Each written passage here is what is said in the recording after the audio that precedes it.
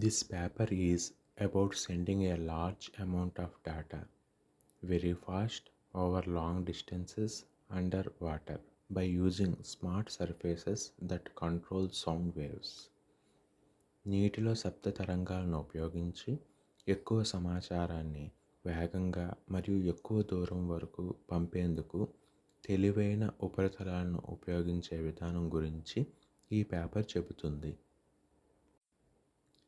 Problem with current underwater communication. Even after many years of research, if data speed is high, distance is short. If distance is long, data speed is very low. సమస్య ఏమిటంటే చాలా సంవత్సరాలుగా పరిశోధన చేస్తున్నా కూడా నీటిలో communication ఒకేసారి వేగంగా మరియు దూరంగా పనిచేయడం లేదు. వేగం పెరిగితే దూరం తగ్గుతుంది, దూరం పెరిగితే వేగం చాలా తక్కువ అవుతోంది. Why acoustic communication is used? To communicate over long distances underwater, sound waves or acoustic signals are the only option. ఎందుకు అకౌస్టిక్ ఉపయోగిస్తారు? నీటిలో ఎక్కువ దూరం వరకు సమాచారాన్ని పంపాలంటే శబ్ద తరంగాలు, వాటిని అకౌస్టిక్ సిగ్నల్స్ అంటారు. ఇవి తప్ప మరో మార్గం లేదు. Main limitation of acoustic communication. Sound underwater has very small bandwidth, so data speed becomes very low. అకౌస్టిక్లో ప్రధాన సమస్య ఏంటంటే శబ్దానికి బ్యాండ్ విడ్త్ చాలా తక్కువ, అందుకే డేటా వేగం కూడా చాలా తక్కువ. Proposed solution. acoustic RIS. This paper proposes a new idea. Use acoustic RIS, smart surfaces, to achieve both high data rate and long distances. ఈ పేపర్ ఏం చెప్తుందంటే ఈ పేపర్లో acoustic RIS అనే కొత్త విధానం సూచించారు. వేగం మరియు దూరం రెండింటినీ దీని ద్వారా పెంచాలని లక్ష్యం. Difference from terrestrial land RIS. On land, RIS uses electromagnetic waves or radio signals, but underwater communication uses sound waves. Physics is completely different, so land-based RIS cannot work underwater. భూమిపై RISతో తేడా. భూమిపై RIS రేడియో తరంగాలు EM వేవ్స్ను వాడతారు. నీటిలో RIS శబ్ద తరంగాలను వాడాలి, కాబట్టి భూమిపై పనిచేసే RIS నీటిలో పనిచేయదు. Extra under water challenges. Under water communication has special problems. Sound travels slowly, signals are wide band, water movement affects signals. These make RIS operation more difficult in under water. నీటిలో ఉన్న ప్రత్యేక సమస్యలు. నీటిలో శబ్దం నెమ్మదిగా ప్రయాణిస్తుంది. నీటిలో సిగ్నల్ ఒక్క ఫ్రీక్వెన్సీగా కాకుండా అనేక ఫ్రీక్వెన్సీలతో కలిసి ప్రయాణిస్తుంది. నీటి కదలిక ప్రభావం ఉంటుంది. ఇవి RIS అమలును కష్టతరం చేస్తాయి. New hardware and protocols.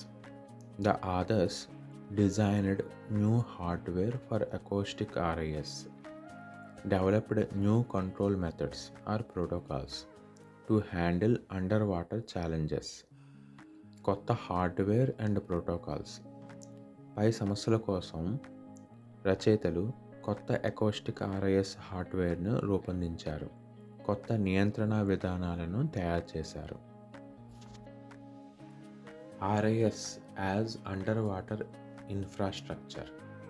Acoustic RIS can act like an underwater support system, helps devices focus sound in one direction, that is called beamforming. Useful especially for small underwater robots and low cost sensors. RIS ఒక underwater సహాయక వ్యవస్థ. ఈ acoustic RIS నీటిలో ఒక support system లాగా పనిచేస్తుంది. శబ్దాన్ని ఒక దిశలో పంపేలా చేస్తుంది. దాన్నే బీమ్ ఫార్మింగ్ అంటారు. చిన్న రోబోలు, తక్కువ ఖర్చు సెన్సార్లకు ఇది చాలా ఉపయోగపడుతుంది. Results. Computer simulations show that acoustic RAS reflects sound efficiently, data speed increases, communication distance increases. ఫలితాలు. సిమ్యులేషన్ ఫలితాలు ఏం చూపించాయంటే శబ్దాన్ని బాగా ప్రతిబింబిస్తుంది, డేటా వేగం పెరుగుతోంది, దూరం కూడా పెరుగుతోంది. Top part. Acoustic RAS array. You see a large flat plate with many small blocks. These blocks are arranged as an n by n array. Each small block is one acoustic RAS element.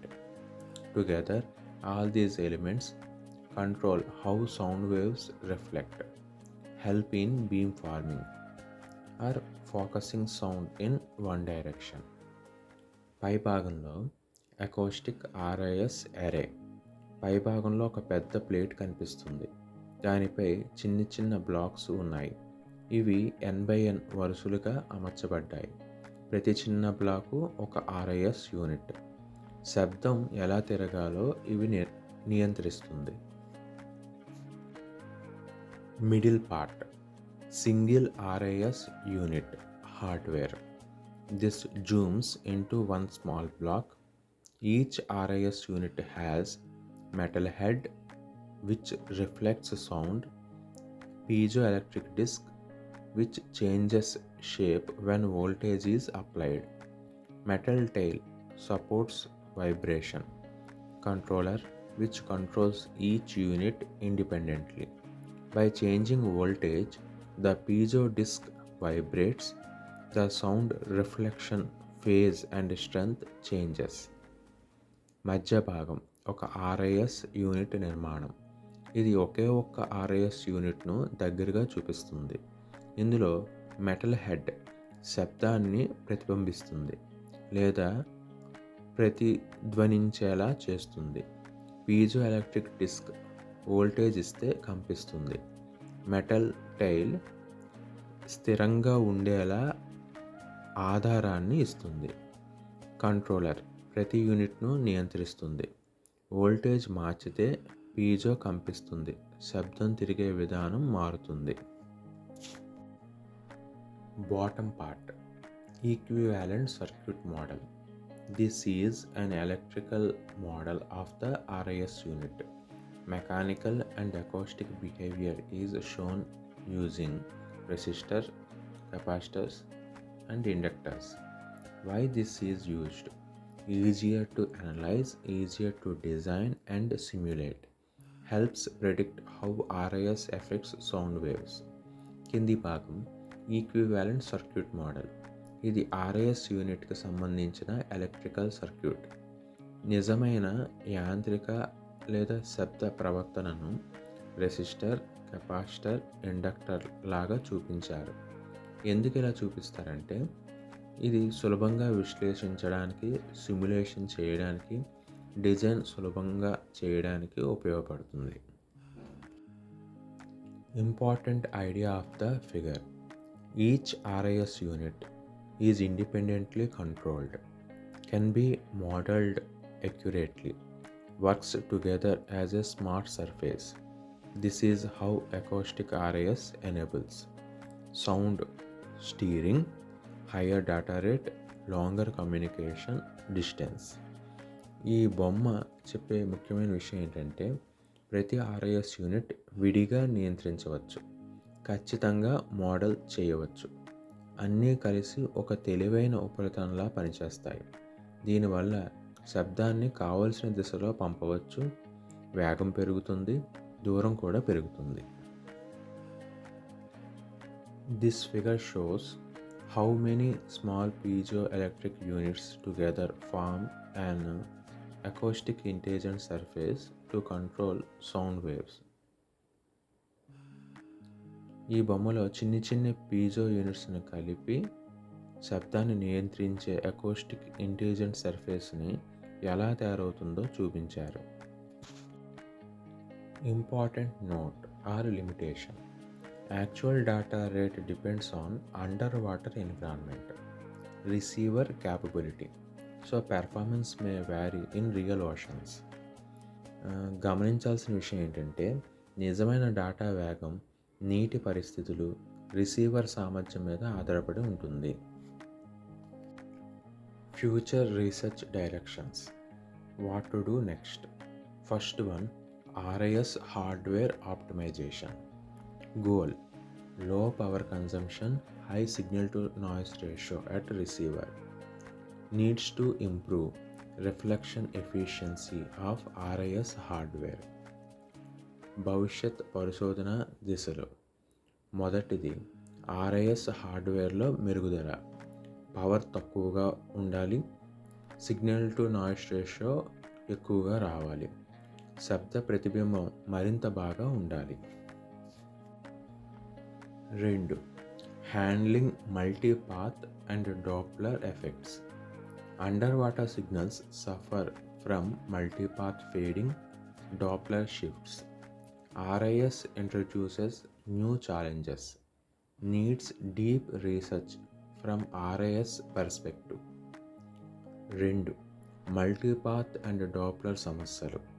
నీటిలో శబ్దం అనేక ప్రతిధ్వనుల వల్ల నష్టపోతుంది, frequency కూడా మారుతుంది. RIS వల్ల కొత్త సమస్యలు వస్తాయి, ఇవి ఇంకా లోతుగా పరిశోధించాలి. 3rd one, deployment cost versus performance. Best performance needs stable and accurate RIS placement, but this costs more money, needs more labour. So a balance or trade-off between cost and performance must be studied. 3, ఖర్చు versus పనితరం. RISని ఖచ్చితంగా అమర్చితే పనితరం బాగుంటుంది, కానీ ఖర్చు ఎక్కువ. ఖర్చు పనితరం మధ్య సమతుల్యం అవసరం. 4, new receiver algorithms. Acoustic RIS gives high signal to noise ratio signals. Receivers must be smart enough to use them. New signal processing algorithms are required. 4, కొత్త రిసీవర్ అల్గారిథమ్స్. RIS వల్ల బలమైన సిగ్నల్ వస్తుంది, దాన్ని ఉపయోగించడానికి కొత్త సిగ్నల్ ప్రాసెసింగ్ పద్ధతులు అవసరం.